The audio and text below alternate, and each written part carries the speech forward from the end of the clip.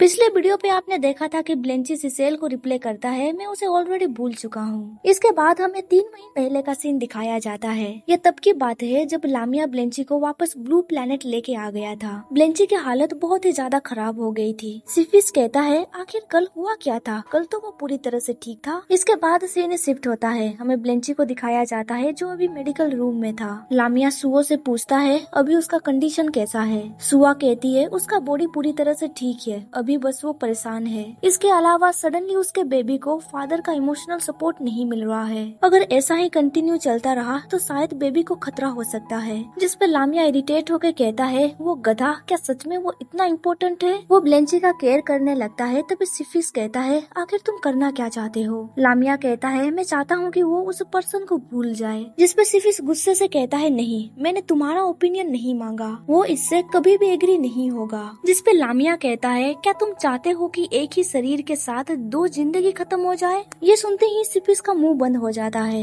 लामिया आगे कहता है ये सिर्फ बस एक टेम्पररी प्लानिंग है। जब उसका बेबी पैदा हो जाएगा तब सब कुछ स्टेबल हो जाएगा, फिर हम उसे सब कुछ सच बता देंगे। इसके बाद वो दोनों सब कुछ डिसाइड कर लेंगे। फिर वो उन्हें वार्निंग देते हुए कहता है अगर किसी ने भी उसका नाम ब्लेंची के सामने लिया तो मुझसे बुरा कोई भी नहीं होगा। फिर वो अपने पावर्स का इस्तेमाल करता है और ब्लेंची के मेमोरी में से सिसेल की सारी यादें मिटा देता है।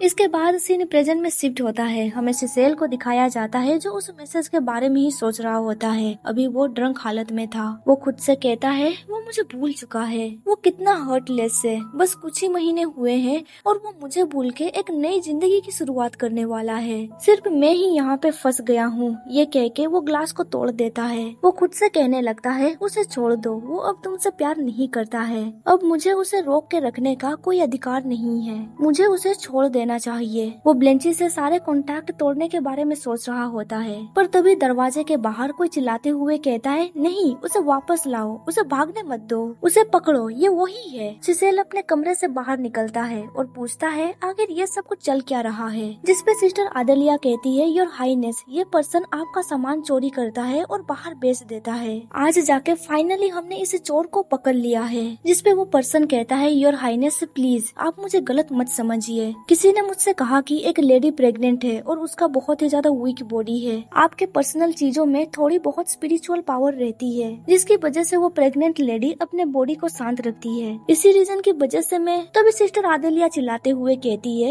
ये तुम कैसी नॉनसेंस बातें कर रहे हो। उसके अपने बेटे को ही उसके स्पिरिचुअल पावर की जरूरत है ताकि उसे दिलासा मिल सके। तुम इतनी बड़ी झूठ बोलने की हिम्मत कैसे कर सकते हो। सिसेल कहता है उससे पूछो आखिर इन सब चीजों की जरूरत किसे पड़ रही है। इसके बाद सीन शिफ्ट होता है। हमें ब्लेंची का मेन्योर दिखाया जाता है। सीओ के हाथ में एक पैकेज था। वो कहता है लामिया ने फिर से अपने ब्रदर के लिए एक पैकेज भेजा है। हालांकि उसका ब्रदर बहुत ही ज्यादा गुस्सैल दिखता है, पर वो उसकी बहुत केयर करता है। सिफिस कहता है डिवाइन बीस्ट के पर्सनल चीजों पे कड़ी निगरानी होती है। ब्लैक मार्केट में इसकी कीमत आसमान छू सकती है। वो हर हफ्ते कुछ न कुछ बेचता रहता है। इस पर उसने जरूर बहुत सारे पैसे खर्च किए होंगे। सीओ कहता है मेरे पास भी पैसे हैं, जब मैं 18 साल का हो जाऊंगा तब मैं तुम्हारे ऊपर भी पैसे खर्च करूंगा। ये सुनते ही सिफिस के चेहरे पे एक हल्की मुस्कान आ जाती है। फिर वो वहाँ से जाते हुए कहता है स्टूपिड पांडा। इसके बाद हमें ब्लेंची को दिखाया जाता है जो तोहफा देख के बहुत ही ज्यादा खुश था। फिर वो ब्लैंकेट को स्मेल करते हुए कहता है मुझे पता नहीं मेरा ब्रदर क्यों चाहता है कि मैं उसे भूल जाऊं, पर जिस पर्सन का स्मेल ऐसा हो सकता है वो जरूर ही कोई जेंटल पर्सन होगा। फिर वो उस ब्लैंकेट के मटेरियल को देखते हुए सोचने लगता है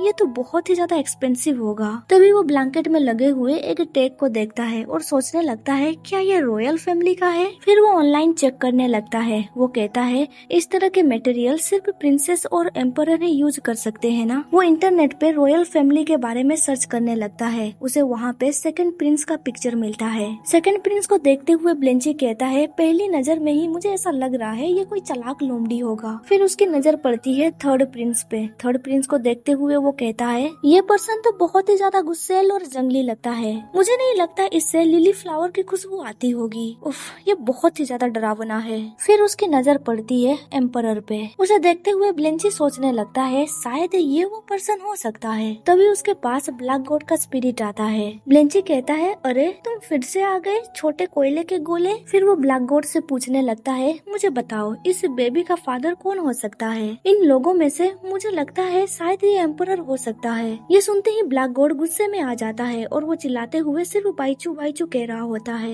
अभी वो कहना चाह रहा होता है कि ये तुम क्या कह रहे हो, ये बच्चा मेरा है। इस बच्चे का इन लोगों से कोई भी संबंध बिल्कुल भी नहीं है। पर बेचारा ब्लैक गॉड वो तो कुछ कह ही नहीं सकता है। ब्लेंची कहता है, मुझे बताओ क्या मुझे उस पर्सन से मिलने का अपॉर्चुनिटी मिलेगा? ब्लैक गॉड गुस्से से सोच रहा होता है, क्या मुझे इसके प्रेगनेंसी के बारे में सिसेल को बता देना चाहिए? इसके बाद सीन शिफ्ट होता है सिसेल के ऊपर। बॉडीगार्ड कहता है उस सर्वेंट ने कन्फेस किया कि लॉकवुड फैमिली का वेम्पायर ने उससे ये डील करने के लिए कहा था। ये सुनते ही सिसेल सोचने लगता है, लॉकवुड फैमिली में एक प्रेग्नेंट वेम्पायर है जिससे मेरी स्पिरिचुअल पावर की जरूरत है। फिर वो आगे सोचने लगता है, मैं पागल हो जाऊंगा, मैं वाला सोच क्या रहा हूँ। पर क्या ये जो सब कुछ हो रहा है क्या सच में ये एक कोइंसिडेंट है? तभी वहाँ पे लेडी नाइट आ जाती है। वो चिल्लाते हुए कहती है, योर हाइनेस, जोसेफ के ऊपर जासूसी करने के लिए हम लोगों ने उसके ऊपर जो डिवाइस लगाया था, उस डिवाइस से हमें कुछ भयानक सुनने को मिला है। ऐसा लगता है वो लोग एक वेम्पायर को कैप्चर करने के लिए जा रहे हैं। मुझे लगता है उन लोगों ने ऑलरेडी एसेसिन को भेज दिया होगा। बॉडीगार्ड कहता है, योर हाइनेस, क्या मैं आपके लिए स्पेसशिप प्रिपेयर करूं? पर सिसेल अपने विंग्स के जरिए वहाँ से तुरंत निकल जाता है। इसके बाद सीन शिफ्ट होता है ब्लेंची के मैन्योर के ऊपर। सिसेल वहाँ पे पहुँच चुका था। अभी वहाँ पे बारिश चल रही होती है। खिड़की के बाहर से वो ब्लेंची को देखता है। ब्लेंची के स्टोमक को देखते हुए वो बहुत ही ज्यादा हैरान में पड़ जाता है और सोचने लगता है, क्या